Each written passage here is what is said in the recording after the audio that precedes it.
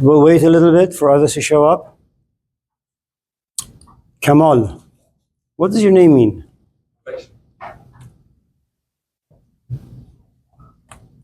Who gave it to you? Why? My brother had a K name as well. His name is Khalil. Khalil? Yeah. And I think she wanted to stick with the K. Is she Muslim? You're Muslim? Who's out of here? I walked in, I was like, Jesus Christ, it's an omen. it felt good when you first walked in. Right. After you sit here for a little bit, it's like, Could be freezing, huh? Huh? It could be freezing, at least when you put it. Hello. Yeah. I didn't make an extra shirt. Look, if you want to take off your clothes, you can. Can I get naked? Sure. No. This is Oakland. People are very inclusive and Oh, wow. accepting and diverse. And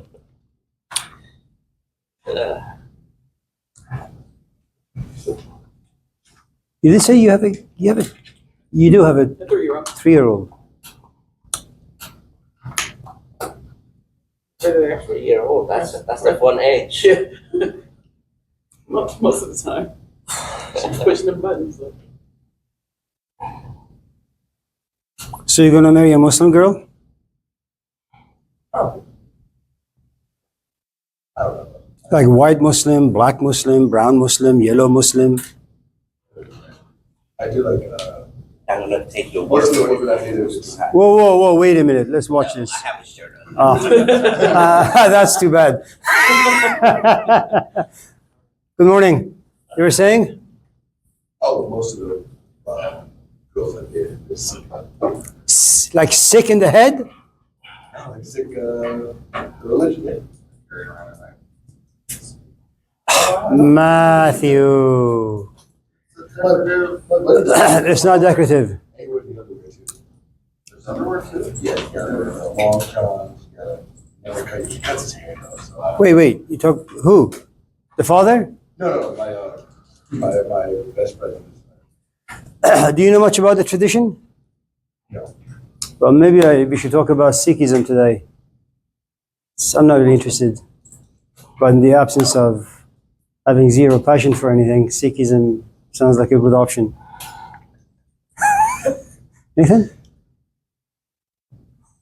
At least you come here for a good laugh. You know, what else can you do? What was your name? Sophia. Sophia. Did you know that you came out of Zeus's mouth? Do you know who Zeus is? I'm not talking about pornography. He's like a Greek god. Yeah, I knew that. Oh, okay. Well, I mean, it wasn't really Sophia, it was Athena.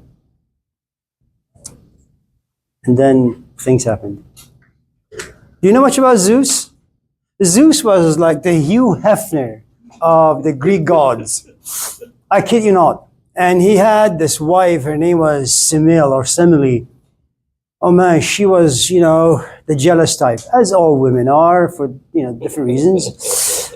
And once, she found out that Zeus has been naughty, kind of like the Epstein filer stuff. She plans this, and the only way that Zeus can sleep around with mortal women is to come down here looking like a mortal man. And here's the thing about women down here. They never ask good questions. So she just falls in love with Zeus.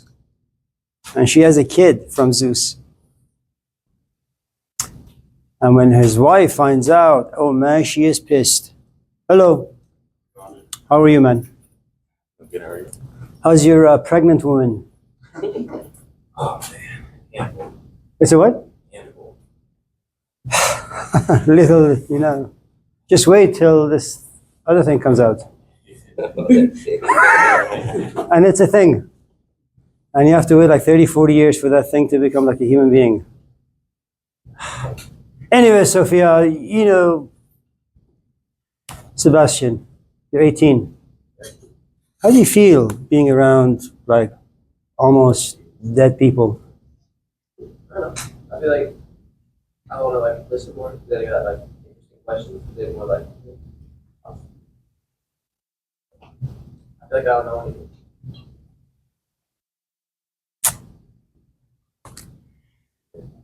Well, do you guys have any questions, Sebastian? I don't even know what to ask. It could be small, it could be medium, it could be bland, it could be spicy. Anything. Do you back then?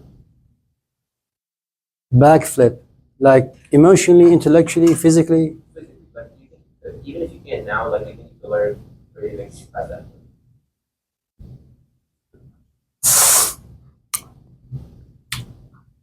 Given my age, hello, I have no interest in backflipping unless I'm in the bedroom. And I don't think backflipping would do much good in the bedroom. Front flipping maybe, but backflipping, I don't really know. Yeah, that's just not an interesting question. But that was a good try.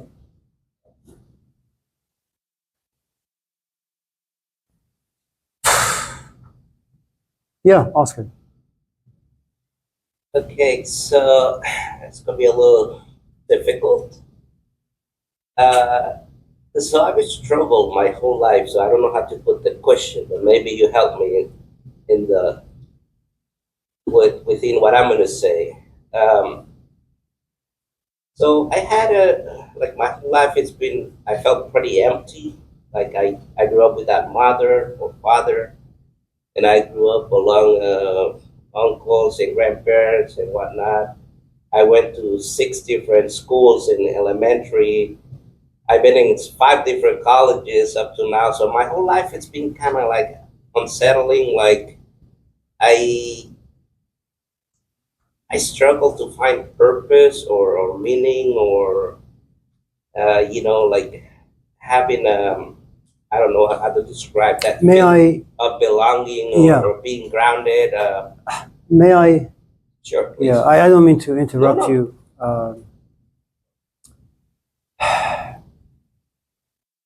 A couple of things. So, hello. Hello. Where's your boyfriend? He's outside. Good job.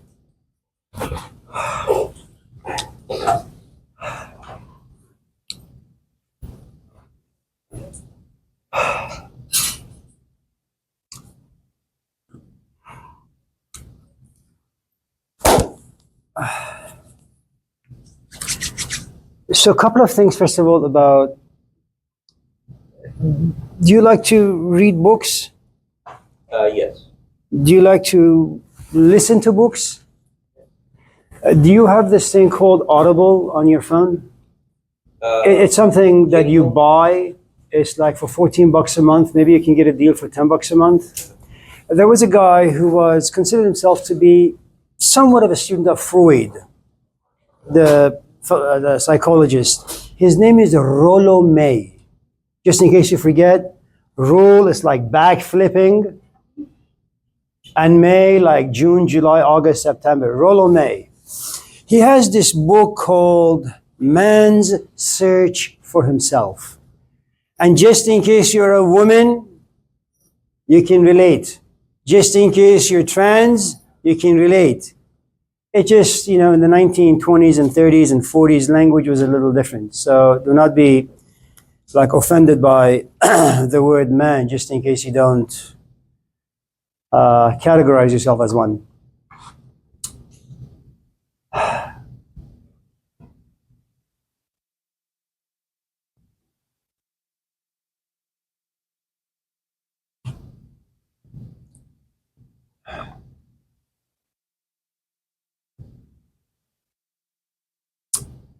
There is this passage in the New Testament, Oscar.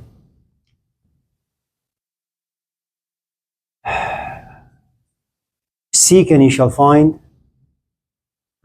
Knock and the door shall be opened unto you. Right? You've heard the saying. But here's the thing, the problem with usually statements by Jesus. He's not very clear. He presents those things to us like a koan, where you have to sit and figure out what the hell exactly means. And that in itself is quite good, especially if you happen to be curious, passionately curious, where you sit and say, okay, what does that mean, seek, and knock? Human beings are born without a pamphlet or a GPS as to how they should live their lives. So the first thing you need to understand about what it means to be human is we are really kind of screwed the moment you're born. That's why having children is like a crime against yourself, against humanity, and against the thing that just came out. Okay? You have to knock on so many doors. So many doors until the right door opens for you. And then you have to walk through that door, and you will never know if you're ready for what the door has to offer you. Because once you walk through the door, you're going to have emotions, you're going to have thoughts, and you may not have the capacity to endure the burdens of feeling and thinking. And it may be the right door, it may be the right space, but your capacity may not allow, so you walk out. And you say, you know what? I'm just going to knock on the wrong doors. Like you keep dating losers because you know exactly how that's going to unfold. You have sex with them, you drink with them, you smoke with them, you have a lot of fun with them. But after 2 months' time, you're going to break up. Assalamu alaikum. Assalamu alaikum.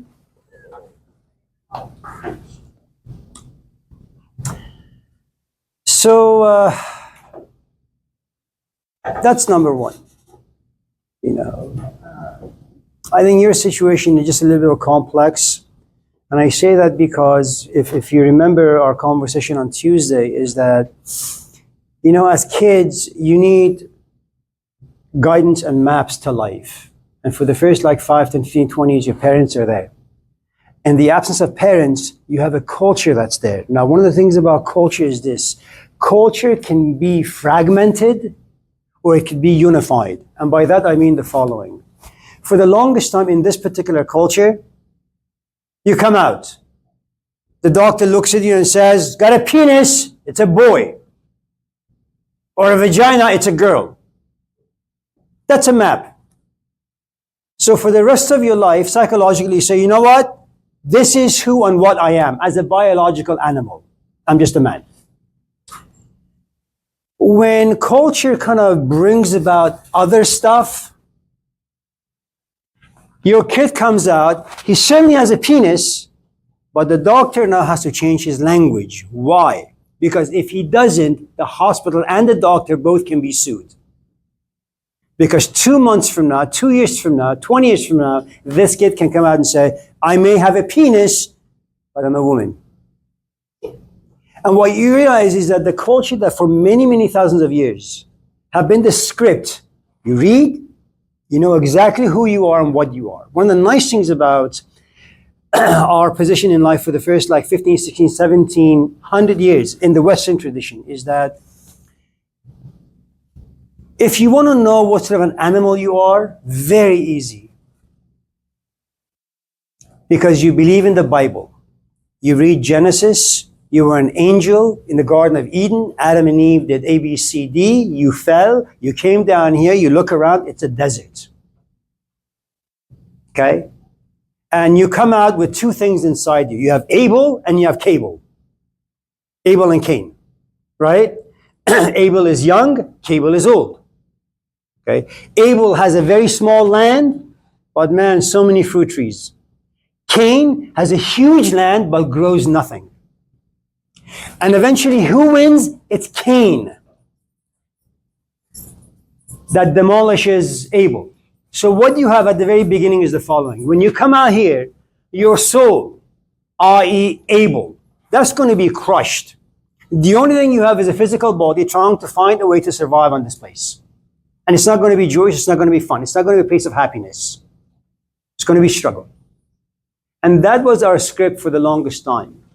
You don't look for a soulmate. Your profession, as Karl Marx would say, is not going to be part of your soul. Those things don't exist.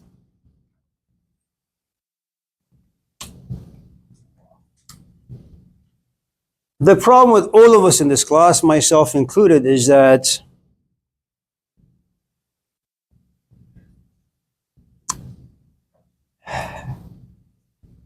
your parents are far too busy trying to figure out their own confusion.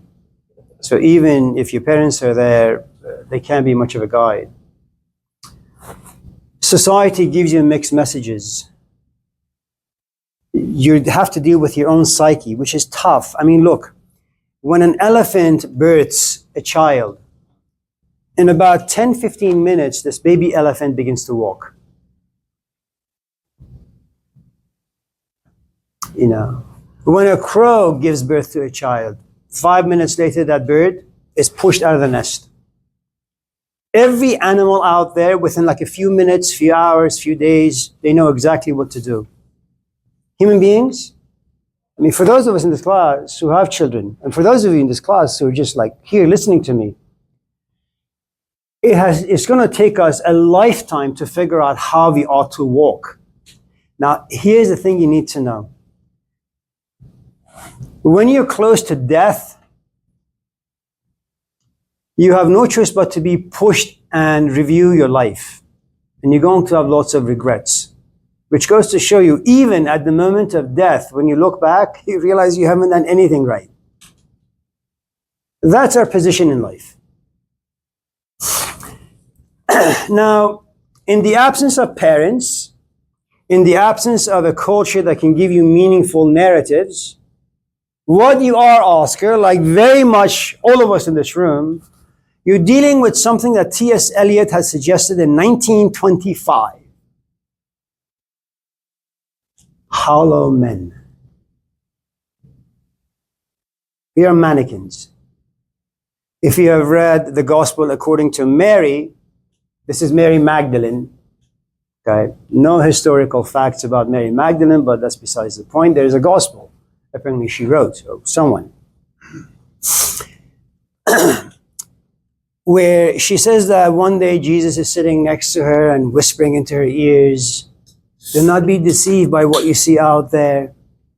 You see a shell of a human being, but there is no human in there."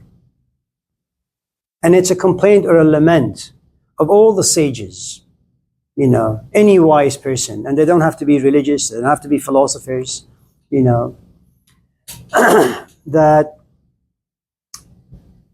here you are, supposedly functioning, but there is no purpose.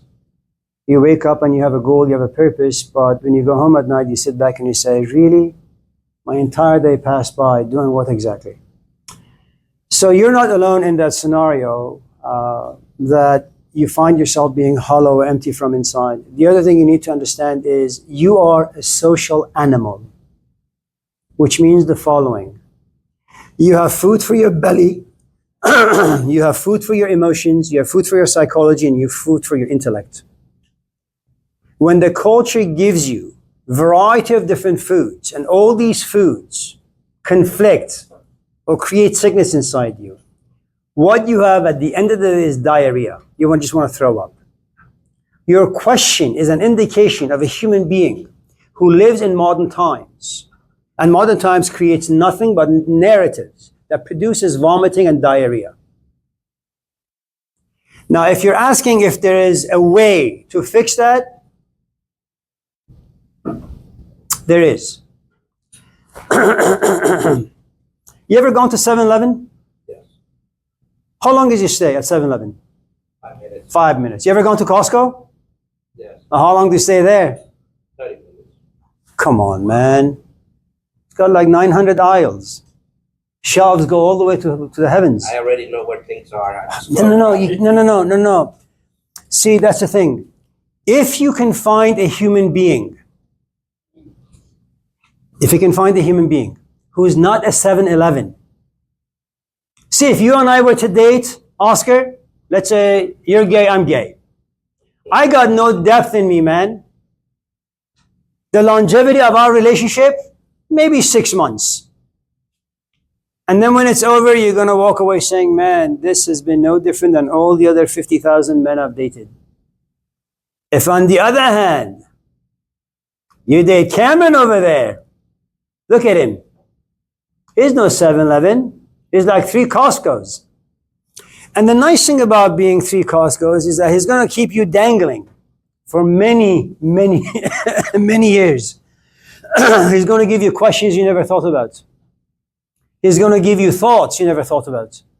Which means the following. If you can find yourself a physical space, whether it's a cult, whether it's like Christianity of sorts, the church, a human being, a book that has depth, that depth will give you meaning for as long as it can keep your interest.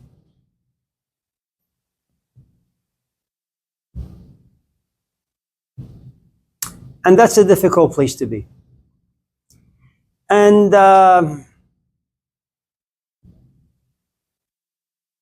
you're not from here, are you?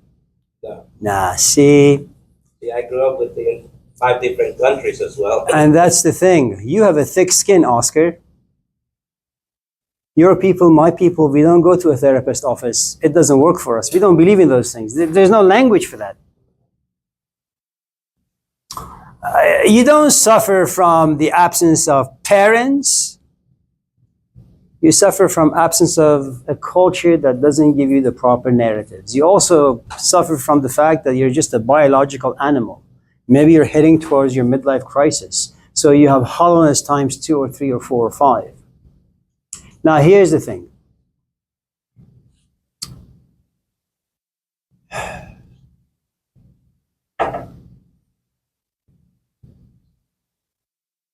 Elham, what are you doing? Taking notes? About what?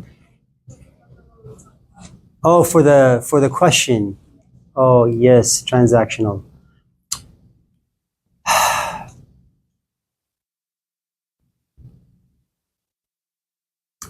Sometimes a problem shows up and it makes you curious, and you come to class and you raise your hand and you say, I have a problem. But it's just curiosity. It has no depth. You know, it's like a plant you just put in the ground and anyone can just go and yank it up. Sometimes your relationship with the question becomes a bit more intense, and the way that happens is that it touches you and it won't leave you alone. You know, it's like you have the flu, or like me, you have cancer. You know, every time you think the cancer has gone away, it comes back with a vengeance. You know, if initially there was only 1 soldier in this army, now you have a huge army attacking you. Okay? Sometimes curiosity morphs into this passion where you wake up with the question. During the day, you get a little distracted, so the question goes away, but then it comes back at night. Because 80% of your body is water. There is something about our physical body and night and moon. We won't go into that just yet. Okay? And so the question comes up, and it just won't leave you alone. If a problem persists, you know, and it won't leave you alone, آب کم جو تشنگی آور به دست تا بجوشد آبد از بالا و پست. When I go to Costco, Oscar, I buy like 50, 60, 100 bottles of water. I don't even drink water. But I have it. And my problem is I have no thirst. And because I have no thirst, the bottles of water just sit there. But when you are thirsty, those bottles are your Garden of Eden. They're like paradise. When a question touches you in a very intense way and doesn't leave you alone, you'll find a way.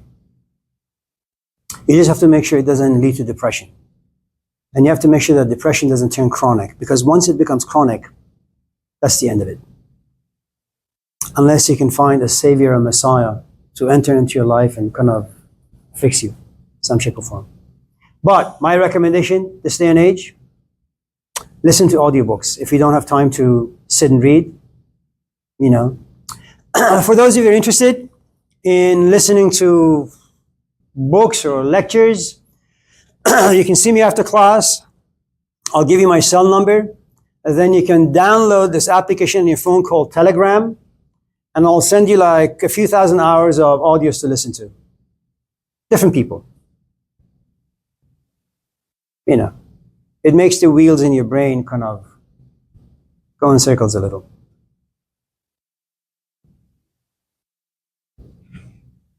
You belong to a culture that creates hollowed people. You're not alone. You just need a support system. It's something I always tell my students in the class, that the best thing you can do, if you find anyone in this class whose emotions feel interesting, whose thoughts sound interesting, go to them, ask for their number, meet frequently, have coffee, invite each other to your houses, you know, become friends. And what you realize is that you have pain, he has pain, now you have shared language. That creates friendship.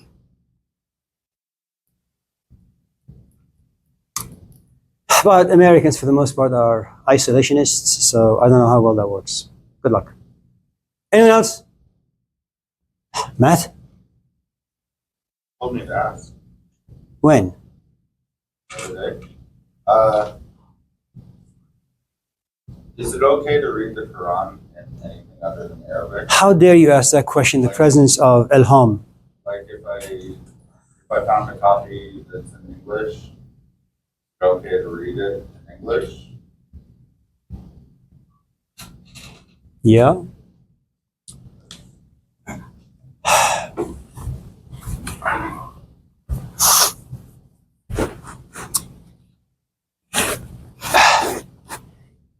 A couple of things about books like Quran. Like, I can't really talk about the New Testament or the Old Testament unless you consider them not so much as revelation, but works of inspiration. These are two different things.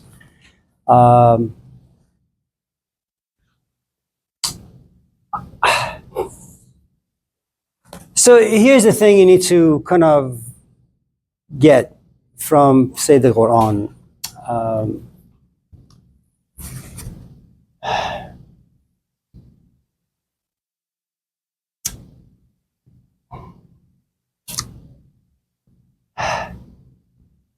It's not an interesting book.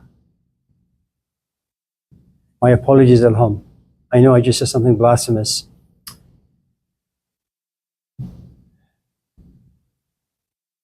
Let me give it to you in a different way. When Socrates was about to be crucified, he had to drink the hemlock, the poison, and then someone goes to him and says, "So Socrates, when you die, where should I bury your body?" And he says something interesting. If you can find Socrates, bury him wherever you want. There is Muhammad, the physical, mortal man, and then there is the light of Muhammad. Okay? The person inside this mortal flesh that has the capacity to receive something, i.e. revelation, moments of inspiration. So what you have in moments of inspiration, and I don't know if you know the life story of this guy, Muhammad, but what you have is like he suffers from, say, speaking in tongues, according to the Christian tradition. Okay? All of a sudden things happen. He goes into a trance and he begins to speak. It sounds like poetry, but it's not. You know?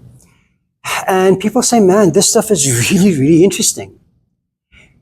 And the moment you know that you are very open and receptive to inspiration, you know something very interesting. Inspiration comes from above, and then it's taken away from you. It has nothing to do with you. You're simply a vehicle. Okay? It's like you're sitting somewhere, and you find yourself in a particular mood, and you grab your pen and a sheet of paper, and you write this beautiful poetry. And you say, man, this is so beautiful. And then you realize, oh shit, I gotta go shit for a moment. Okay? But you don't take your notepad and your pen with you. So you go to the bathroom, or you drink water, or you go for a walk, whatever the case may be, assuming that when you come back, the inspiration is there. But the inspiration is a gift. When you come back and you want to continue the poem, you say, man, I think I've become sober now. I've lost it. And you say, shit. and it remains incomplete. And then you just put it somewhere, and then you forget all about it. And then you go back to it after like 10 years and say, wow, did I really write this? And the answer is yes. It came to you through you. It doesn't belong to you. It's kind of like the Native American paintings or artists where they refused to sign their name after any moment of inspiration. Okay? Poetry, painting. So Muhammad also comes to realize that how significant these revelations are. So he says to some people, look, I need like a few people just to be around me. And whenever they see me go in a trance, and whenever they see me like speaking in tongues, just to write this stuff down. Now here's the thing. I don't have the soul of Muhammad inside me. And I wasn't born some 1500 years ago. I am not a Bedouin, because some of the words in the Quran are only for the Bedouin tradition. They had specific words, specific definition and interpretation. That has been lost to us. Okay? I don't even know if Muhammad himself could understand what the hell he was talking about. Because most of us, when we write poetry, we don't really know what you're saying. It just sounds really, really, really good. It even inspires you. I mean, look at all these people in Minneapolis. They're all fighting. Now, if you sit any one of them down and say to them, what is justice? Can you give me a definition of justice? They wouldn't tell you. They wouldn't know. All they know is that they have been sucked into a moment of inspiration. And that moment of inspiration creates this revolt on the inside. In the Islamic tradition, that revolt is called qiyam, qayyum, qum. And that's the function of revelation. It kind of, like a butcher, separates you from your flesh. You're just a soul. Okay. Now, and the reason why that's important for you to understand is the following. The moment Muhammad dies, Islam falls into disarray, division. You have Ali and you have Abu Bakr, which means the following. The people closest to Muhammad had different ways of looking at his words.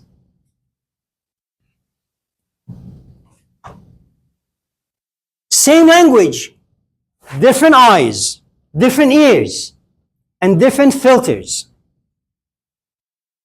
And now you fight. The Shiites fight the Sunnis fight the Shiites. And then 50 years later, they do something amazing. It's something I should have done with the Old and the New Testament, but that took about 400 years for the New Testament and 1,000 years for the Old Testament. A guy named Omar comes about. And you know what he does? All the people who have the Quran in their soul memories, let them come forth. Let's create one single Quran. And any writing or any revelation that doesn't match these other ones that we have, let's just burn them. So when you go to a museum in France, you find that there is a Quran that has a couple of extra chapters. Okay. The point I'm trying to make ultimately is the following. The first chapter in the Quran is called Al-Fatiha, which means the opening. But there is another name for it, Sab'ul Masani, which means 7 layers. There are 7 ways. And this is like a saying by Muhammad himself. There are 7 ways of looking at the Quran. There are 7 ways of reading the verses. There are 7 ways of reading the chapters. There are 7 ways of reading every single word. It's an impossible task. You're talking about people 1,500 years later. Your task is not to read to understand, because you won't do it. If you can find yourself at a certain mood where you open this book, any book, and you can find yourself inspired, consider yourself very, very, very lucky. If you want to be a scholar of the Islamic tradition or the Christian tradition to simply do research and then write a book afterward, that means nothing. It's stupid. So, Quran basically means to read. I have read so many books in my life, but all the books I have read, I have not understood. And then you have to sit back and ask yourself, what's the use of reading without understanding? Furthermore, what's the use of reading and having the wrong understanding? because that's far more dangerous. If you read, have the wrong understanding, but assume that you are right, then there's a good possibility you'll become a tyrant.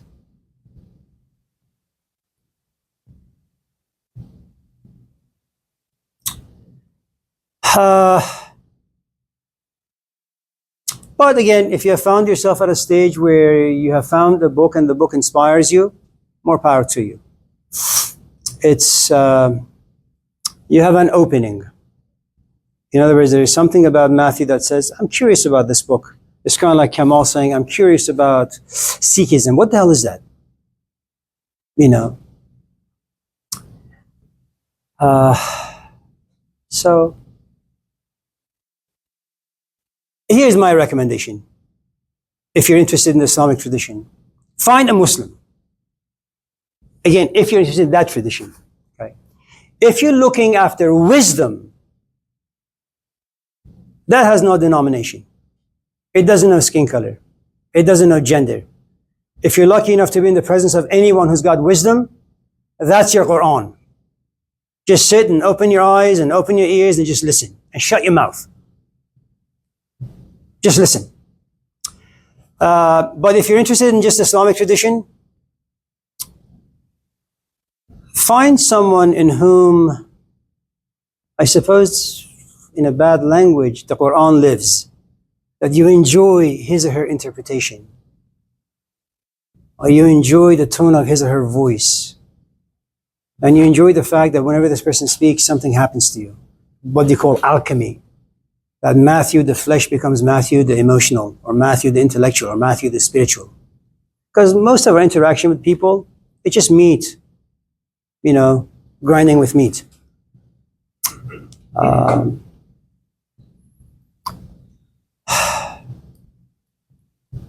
Can I tell you a story? Am I boring, guys? There was a guy named Rumi. Have you heard of him? He's like the, any of this class know who he is? He's like this Persian poet. He wrote this book called the Masnavi. 6 volumes. Let's move on. Better? I was interested in more. So this is like a 40-year-old guy almost, and he's a Muslim scholar. He's also a Sufi. And if you want to know what a Sufi is, it's kind of like Meister Eckhart of the Christian tradition, or St. Augustine, or Francis of Assisi. You know, it's like, what do you have? You have carrots. You know what carrot is, right? So you have the leaves on the top, and you have the carrot inside, deep inside the earth. Okay? So the Orthodox religionists are only interested in the leaf. We call them donkeys. They only gravitate towards what they can see. A more clever donkey does something interesting. Grabs the leaf and pulls it and gets the carrot. So the mystics are those who are after carrots, not after the leaf. Okay? Some people have a tendency of simply during, especially the Ramadan fasting month, reading the Quran from cover to cover. And in the end, they simply remain a donkey, which is nothing bad with that, wrong with that. Some people read the Quran, and that's very, very rare, like once in a lifetime. You know, like in every generation, you have one of those people where we have Laylatul Qadr, which means that you fast for about 30 days, you read the Quran cover to cover, and then you have Laylatul Qadr, night of power. When you're done with this month, something about you opens up. It's kind of like you've gone to therapy for like 50 years, and you still look yourself in the mirror and you say, man, I'm such a piece of shit. I mean, you read all these books, you think all these thoughts, you listen to all these audios, and you've just given up. I mean, you fasted from like swallowing emotions and hanging out with the bars or with the wrong people to no avail. And one day you're just like walking around the lake. It's like 10 in the morning. And all of a sudden something happens. You say, oh, I get it. Now that is your Laylatul Qadr.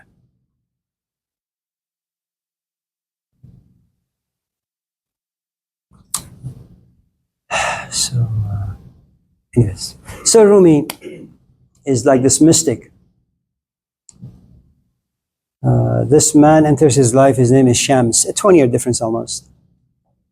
And here's the thing about that encounter. This old man sees Rumi, this young kid, at the age of 21. And the teacher says, he's got potential, but he's not ready. And that's the thing you need to understand. Having potential and being ready to realize that potential, two very, very different things. You have the potential for marriage, but are you ready for it? No. You have the potential to get rid of certain negative habits, but are you ready? No. Okay. So he has to wait for about almost 18 long years. And then they meet. And the guy says, you're stupid. An old man looks at this like Muslim scholar and says, you're stupid. But if you happen to be at the right time in life, the Muslim scholar says, you know what, I am stupid, teach me. And they go and lock themselves behind closed doors for about like 2 months. So that's the sort of person you need to find.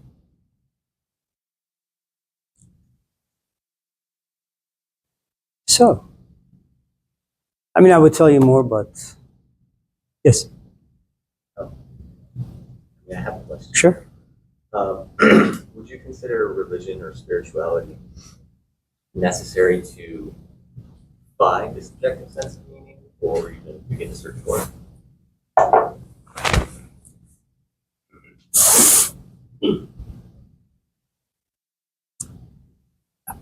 You know, your question is really good. It's very complicated. Let me kind of explain why.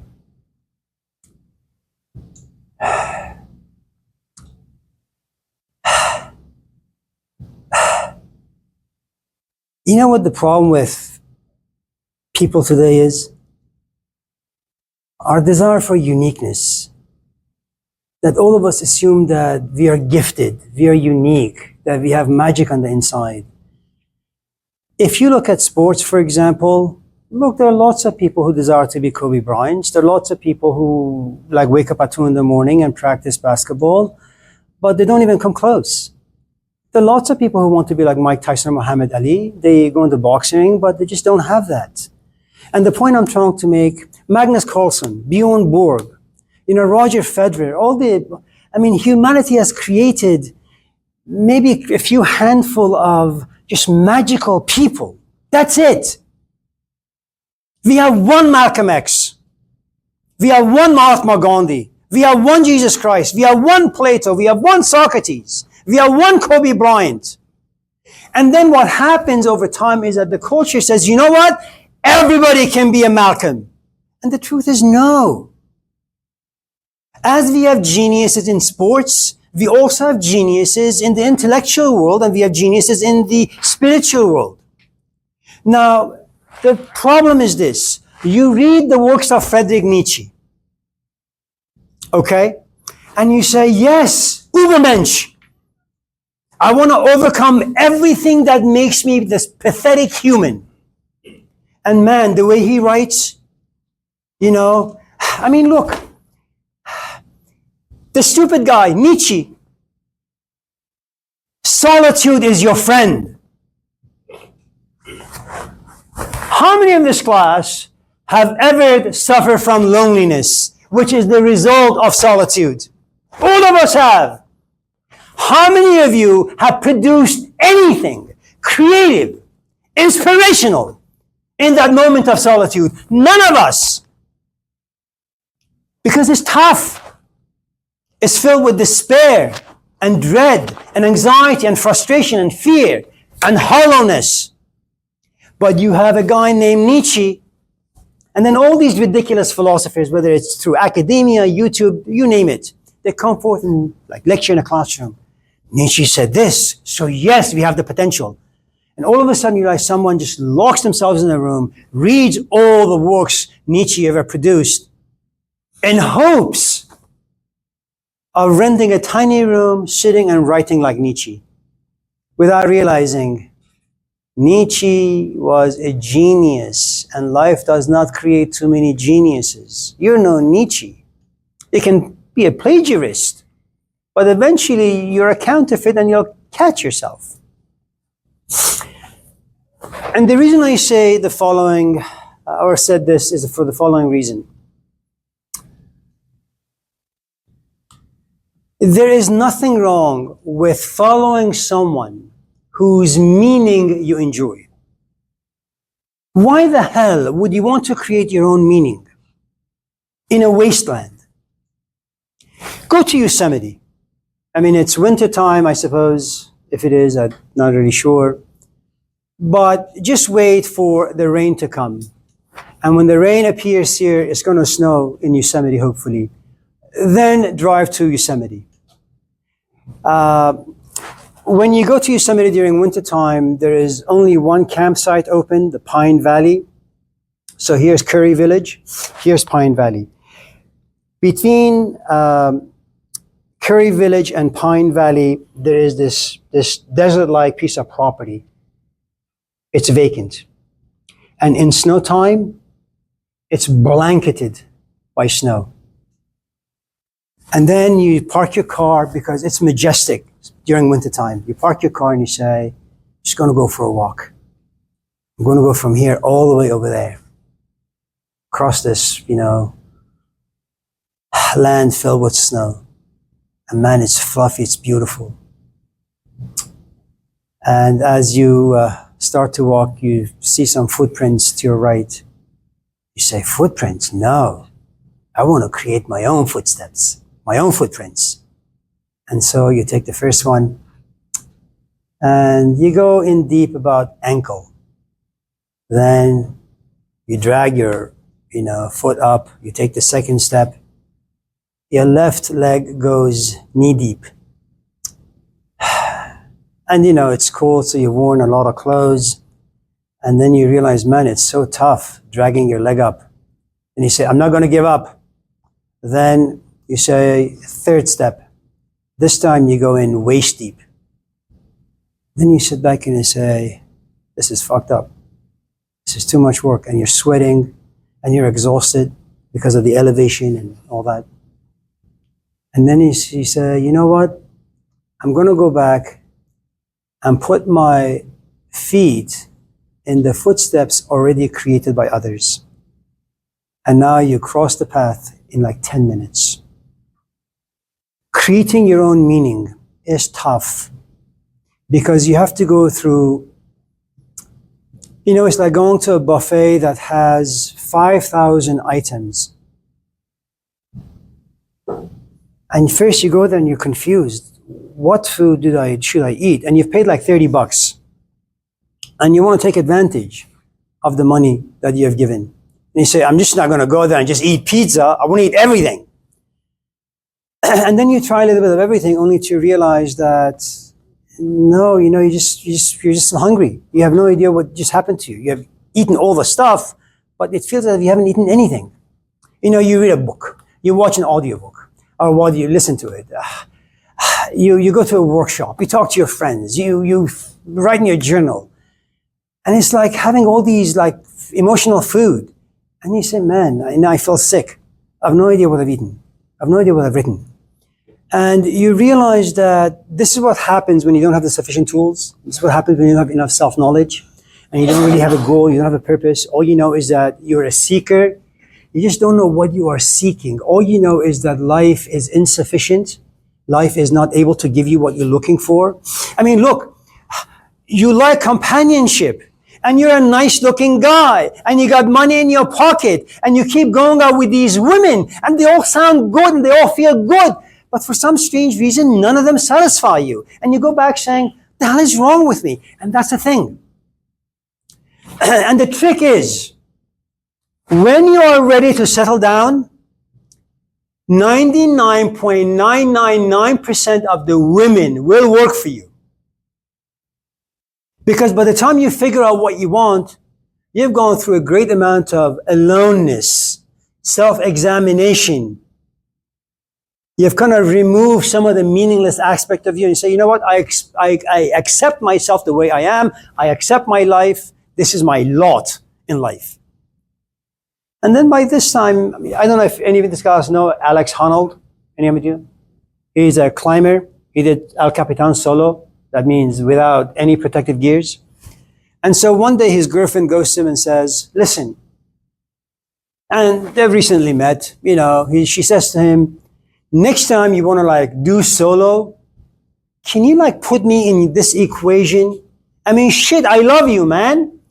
And you want to climb this building without any ropes. What happens if you fall? What the hell am I going to do with 2 kids? Can you do that for me? Can you just climb the ladder instead? And he looks at it and says, no. I mean, he says, look, I was born a climber. And this is the funny thing about someone like Alex Honnold or Magnus Carlsen and the rest of us. You're born and you just know you're Beethoven. You don't cry for milk, you don't cry for your mom, you just scream for a piano. I mean, consider how lucky some people are that they are born and they know exactly what the talents are. The rest of us, we are in the dark. You have to roam around the world like Marco Polo 50,000 times to figure out what actually works for you. So when you seek meaning, there are a couple of things you can do. You can go on this never-ending, eternal quest to find a meaning that works for you because you're very gung-ho about authenticity, honesty, okay? Or you could say, you know what?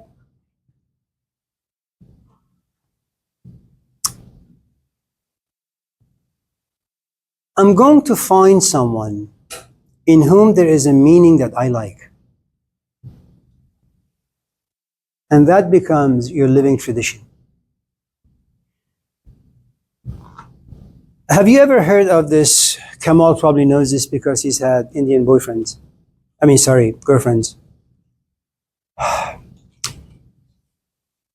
This branch of Hinduism came forth, which is called the Upanishads. I'm not going to tell you the tradition of the Upanishads, but I'll tell you what the word means. Sitting at the feet of a teacher. It's kind of like this. Imagine I am your father, and you and I have a great relationship, or maybe not such a great relationship, but nevertheless, I am your dad. And after 2-3 years of no contact, I call you and I say, Nathan, stage 4 cancer. And you get in your car, you live in Kansas, you come to Oakland, and I am on my deathbed. And you have gained some maturity, you have gained some self-sufficiency, you've understood what it means to be single, you've understood what the sexual power does to us human beings. You understand that just having sex, it doesn't mean that you're necessarily ready to have a child. Okay? You also understand that most often children are not planned, but they're an outcome of an accident, a moment of passion and pleasure. You also begin to understand that being parents or being a parent is really, really, really tough, especially in a vulturous, toxic culture such as this. And so after a good amount of self-examination and historical examination, you say, you know what? My father tried, man. He tried. And like the rest of us on this planet, he failed. He's got cancer now. And what you do is you realize that I can't do anything on my own. And I'm always groaning and moaning in pain. You do something really interesting. You have a family in Kansas, but you say, I'll come when my dad passes away. You have all these passions and desires, but you put them in the footnotes of life. And all you do is you take care of me. Moments of frustration, you wrestle with them and you trash them. Moments of anger, when the history comes back to haunt you, you again push them away. And that's what Upanishad is. You find someone in whom you feel something. And in feeling that something, you find yourself completely insufficient and incompetent in a really, really nice way. You know, and you allow this person to fill you with whatever lives inside them. You know, and if you are able to do that for a number of years, and it's going to be difficult because the American culture hasn't lived long enough to create a student-teacher narrative. Okay, we've had a lot of David Koreshes, we've had a lot of spacemen in Los Angeles, right? But we haven't had like an Abelard and Eloise. We haven't had a Romeo and a Juliet, where you're willing to sacrifice who and what you are for the person that you love. Okay, and I'm not talking about romanticism. If you're able to be again at the right place where someone can inject that narrative inside you, and that's going to be tough, you know, because you as a Westerner has a certain software. For a different software to enter you, like a therapist office, your software needs to be trashed. Once trashed, you'll be hollowed. And then this person is going to inject narratives inside you. And then you're going to kind of be overcome with doubt, skepticism, fear, anxiety, and add to the fact that this is a culture where individuality is a huge deal. I have rights, right? In a culture where you practice Upanishadic tradition, student never has any rights. You have no right to think, you have no right to feel, you have no right to speak, you have no right to do. You're told. Okay? You submit yourself completely to this person for about 5, 10, 15 years. Then you are let go. But when you let go, you have a toolbox.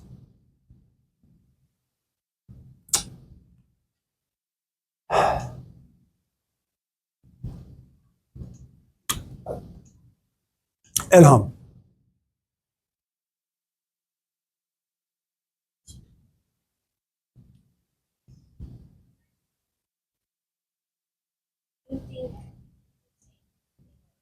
Any hope?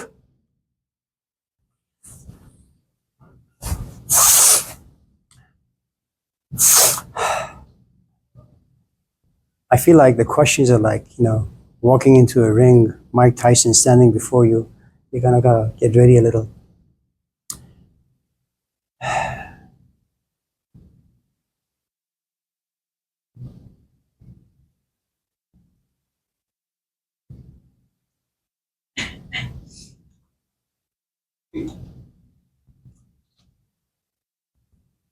I'll tell you the story first from the Greek tradition.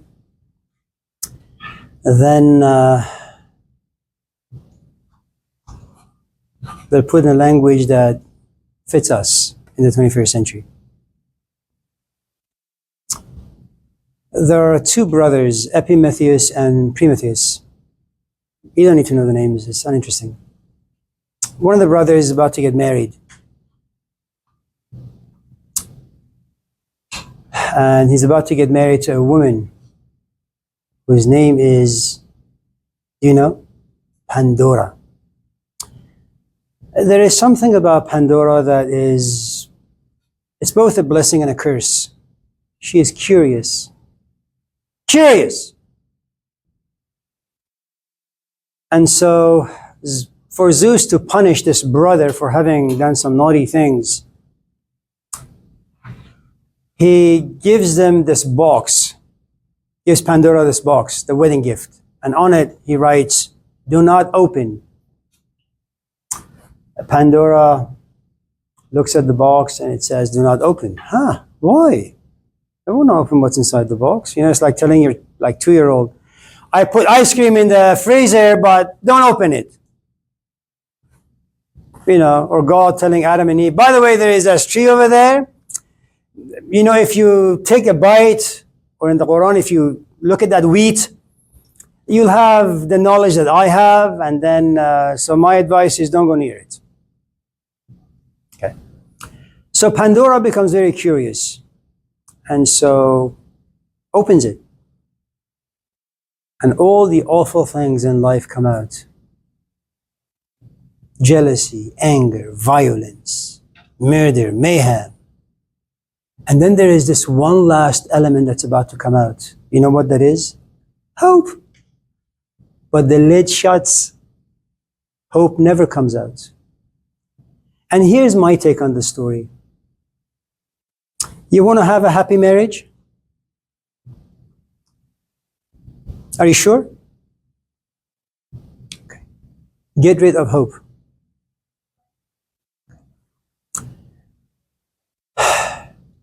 Right now, about 65% of marriages divorce.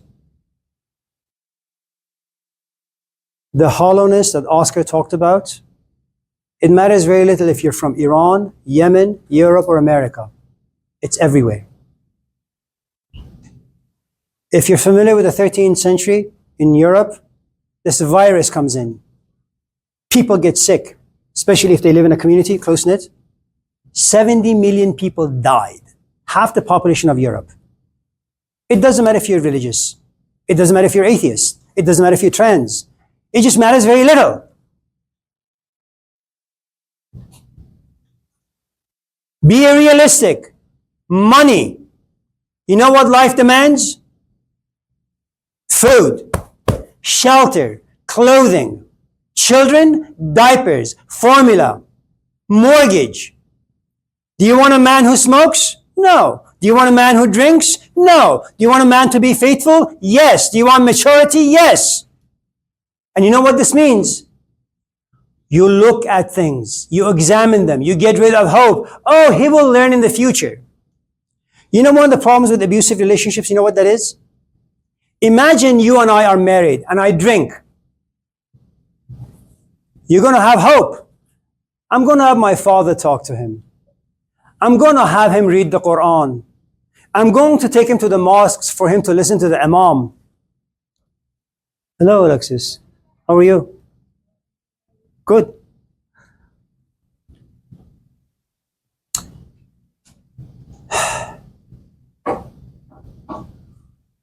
And you keep hoping. And every time I come home, I push you around. I verbally abuse you, emotionally abuse you, mentally belittle you. But you keep hoping. You pray, you fast, and you don't fast because you want wisdom. You say, God, help my husband, help my marriage. And as long as you hope like that, I will remain the same. At a certain point, and ask anyone who's ever been in any fucking abusive relationship, they'll tell you, there comes a point, hope leaves you. I don't want to be hopeful anymore. I can't live like this anymore. If you want to see how hope diminishes, watch this movie that came on the 80s, Farrah Fawcett, now dead, Burning Bed, if I'm not mistaken. This woman falls in love with a man. The man wants sex. He says no. She says no. Only through marriage. They get married. They have sex. He begins to drink. He begins to slap her. And he begins to apologize. And he does this over and over and over again. They have 3 kids now. And after a while, she's broken completely. She no longer hopes. She climbs out of this window with 3 of her kids, puts some gasoline in this apartment, and burns this man alive. When hope leaves, you become realistic. You understand the difficulties of life. Now, here's the thing. Hope is the nourishment for the young. You can't but hope. What I just told you is the shortcut. If you take my shortcut, all the romance in life will disappear. And that's too much cost for you. It costs too much. Because all you will do is look at life in a very political way. Not passionate, not romantic, just political way. Because you understand life is vicious. And it doesn't care about who and what you are. You can love me, Elham, fine. If you come to my office one day and say, Amir, I love you, I'm going to sit here and say, listen, there is a 40-year age difference. I only have a few more good years. Do you really want to destroy your life just because of the stupid emotion you have? Take what you need from me and then walk away. Find a person in your own time. What are you going to do? Spend the rest of your days taking care of an old man, a sick man? That'd be stupid. So if I have any honesty in me, I will destroy that hope, that narrative that creates a stupid story for you. We're going to marry a mayor. We're going to have 5 kids. We're going to travel here. No. And that's one of the things that alcoholics learn very easy. When they're about to sober up, whenever they go on a date, you say, listen, I'm just a recovering alcoholic. Just in case there is any hope that this other person has, reality check. I may have relapses. I may have emotions that come out without me knowing, so be ready for all sorts of things. But hope is good. For the young.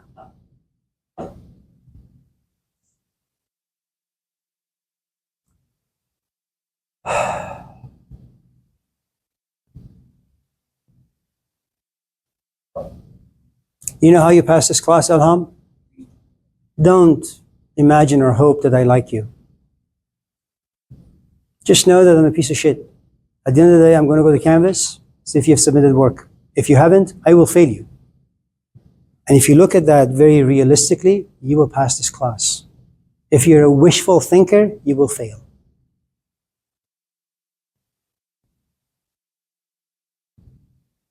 Assalamu alaikum wa rahmatullahi wa barakatuh.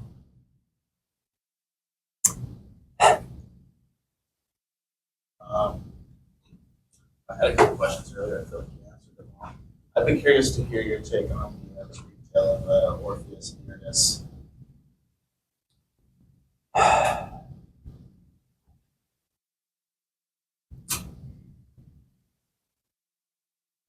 What time is it?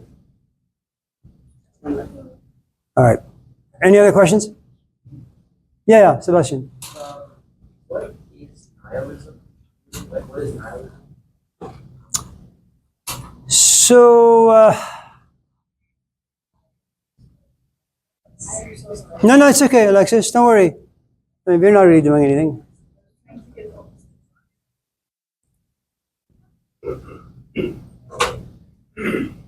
There are 2 kinds of nihilism. I mean, that's the way I see it. I may be wrong, probably am. Imagine you're gay, and imagine I'm gay. And imagine I like you, and imagine you like me. We're going to have this opening where you and I can find meaning in one another for maybe the next, if you're lucky, maybe the next year or so. Conversations, our bedroom is fine, conversation is fine, we have money to travel here and there. So there's a good amount of meaning. What you need to understand about any relationship is that time is always going to play an important factor. Time is going to come in, and slowly it's going to oxidize the relationship. That's true for anything and everything under the sun when it comes to us. Okay? There comes a point where, maybe not so much for me, but for you, you look at me and you look at our relationship and you say, I don't feel anything. There is nothing in this relationship anymore. And by the time you get to this place, it means that you and I lay next to each other, 2 in the morning, you wake up, and you review our past, and our history is no longer relevant to you, for you. I mean, that's devastating. Okay?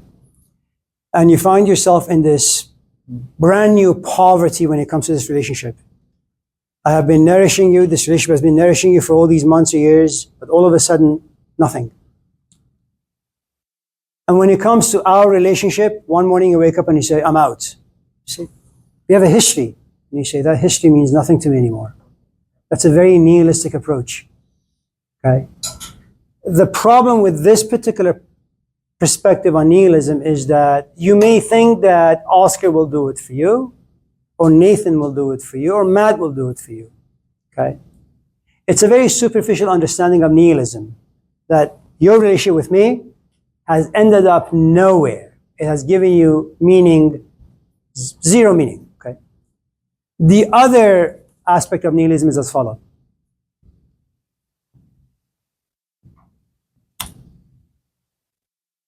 Is there anything under the sun that you can touch that will never, ever, ever, ever turn to dust? Is there anything that keeps its value? Is there ever a moment where boredom will not visit you? That's the problem with life. You realize that underneath all this facade called life, there is this emptiness.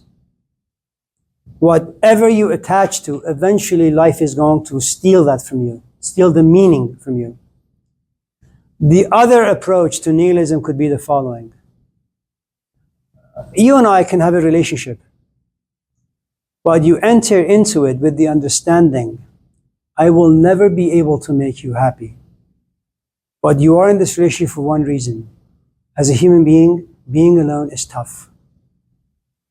You move into this relationship in a very political way, knowing full well that when you and I have conversations, I will never understand. هر کسی از ظن خود شد یار من و از درون من نشد اسرار من. That there are going to be moments in your life where you have things you want to talk about. But you must understand that I will never really understand the emotions in your words and the anguish in your soul, which means you will forever remain alone. I can accompany you watching a movie, having some food, going to Costco, but when it comes to the deeper aspect of life, you're on your own. Now that is a good nihilism to be.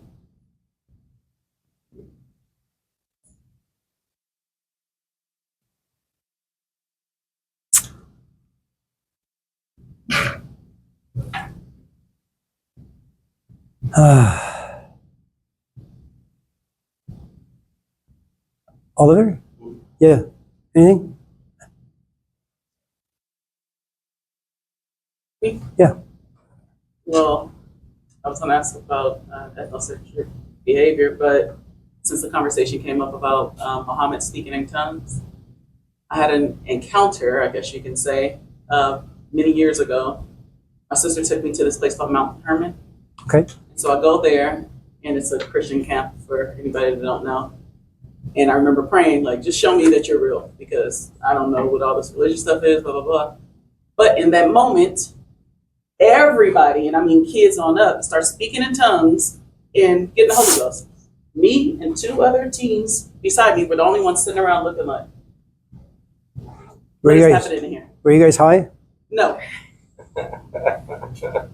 So in that moment, why do you think this happened? Was it for me? Was it for, what's the purpose, I guess? Nothing. In these, so Muhammad speaking in tongues and not knowing what he's saying, and other people. No, it's not that Muhammad doesn't know what he's saying. The thing is, I think experiences, when you have them, they're very unique to you and they're just for you. I can't really understand what you're going through or why this happened to you and what it means. All I know is that through you, I feel a little bit of that magic. I can't have that magic because it's been given to me. But through you, I can feel it a little bit. The truth is, these tiny moments of experiences, in as much as they're profoundly inspiring and exciting, they mean nothing. I mean, just because you have an orgasm, it doesn't mean you're in a relationship. It just means you're just having a fun time. It doesn't mean anything. I mean, look, a few years ago, not Malcolm X, but what's his name? Cornel West came here to give a talk. And man, there is something profoundly amazing about this guy. This was like in 2004. Maybe it's changed now, I don't really know. I can be him.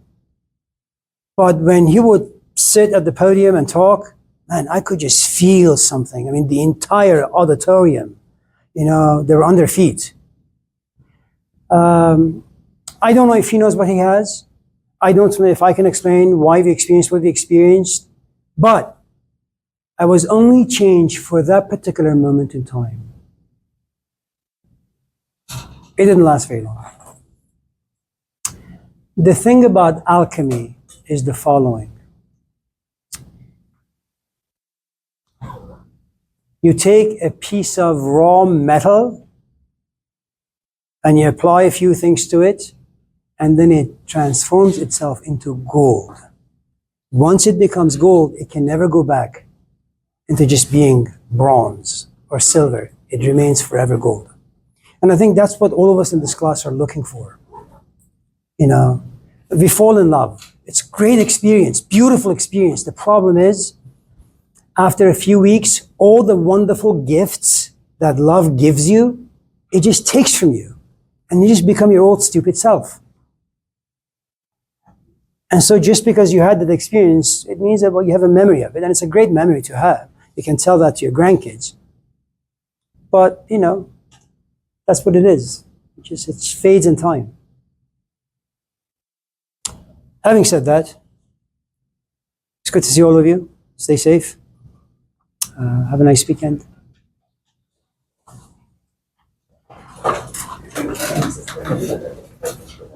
I'm sorry?